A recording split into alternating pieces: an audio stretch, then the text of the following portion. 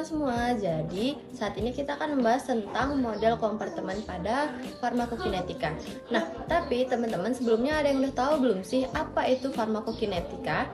Nah, jadi teman-teman, farmakokinetika adalah ilmu yang mempelajari tentang nasib obat dalam tubuh, mulai dari proses absorpsi, distribusi, metabolisme, dan eliminasi. Nah, sehingga model kompartemen itu sangat dibutuhkan pada ilmu farmakokinetika. Kenapa? Model kompartemen itu adalah suatu pendekatan matematis yang kita gunakan untuk mempermudah pengetahuan untuk mempermudah pemahaman terkait perjalanan obat di dalam tubuh.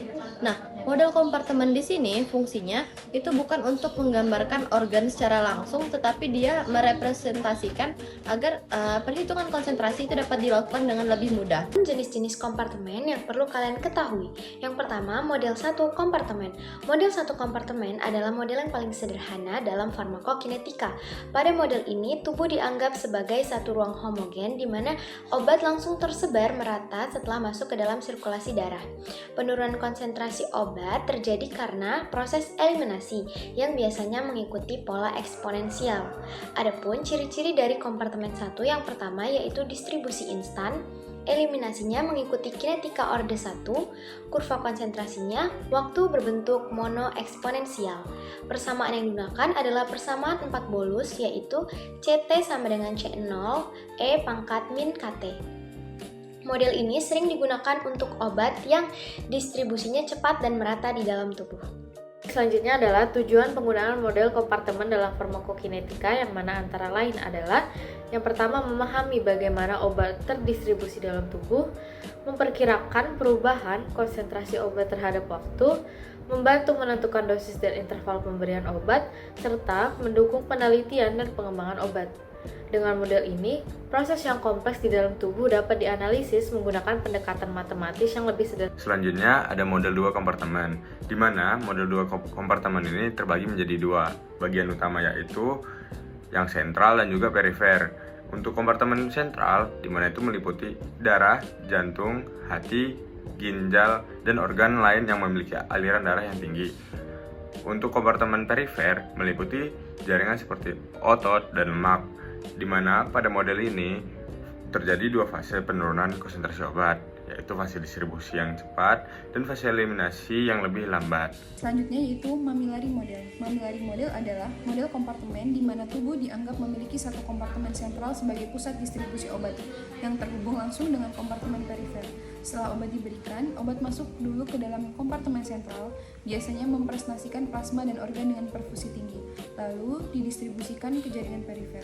Perpindahan obat hanya terjadi antara sentral dan perifer tanpa ada pertukaran langsung antar kompartemen perifer. Model ini paling sering digunakan karena cukup realistis menggambarkan kondisi fisiologis tubuh di mana darah memang menjadi pusat distribusi obat utama. Sementara itu, centenary model menggambarkan kompartemen tubuh sebagai susunan berantai. Dalam model ini, obat berpindah secara bertahap dari satu kompartemen ke kompartemen berikutnya, jadi distribusinya tidak langsung merata. Model ini lebih bersifat teoritis dan matematis, serta relatif jarang digunakan dalam praktik klinis. Baik, selanjutnya yaitu parameter farmakokinetika, di mana dalam model kompartemen terdapat beberapa parameter. Yang pertama yaitu volume distribusi, di mana volume distribusi ini menunjukkan seberapa luas obat tersebar di dalam tubuh. Selanjutnya yaitu clearance, yang menunjukkan kemampuan tubuh untuk mengeliminasi obat. Selanjutnya yaitu konstanta eliminasi, yang menunjukkan kecepatan penurunan konsentrasi obat di dalam sistemik. Selanjutnya yaitu waktu paruh atau tes tengah, yang menunjukkan penurunan konsentrasi obat menjadi setengahnya, di mana parameter-parameter ini sangat penting dalam perencanaan terapi obat. Berikutnya adalah kelebihan dan kekurangan.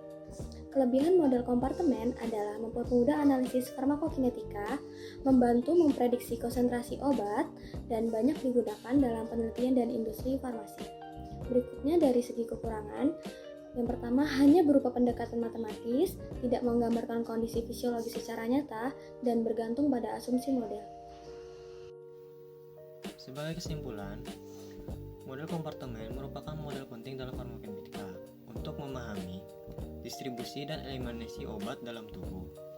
Dengan model ini, tenaga kesehatan dapat menentukan terapi obat yang efektif dan aman bagi tubuh. Sekian dari presentasi kami, terima kasih.